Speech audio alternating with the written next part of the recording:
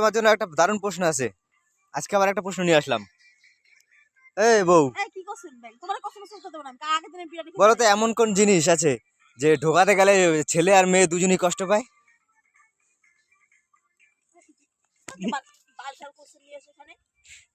বলো দেখি, বলো বলো বলো।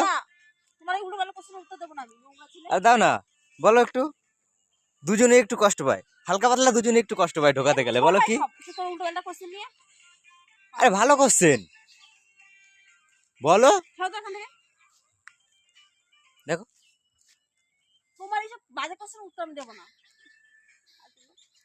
গাইস তোমরা যদি পারো একটু কমেন্টে জানিও।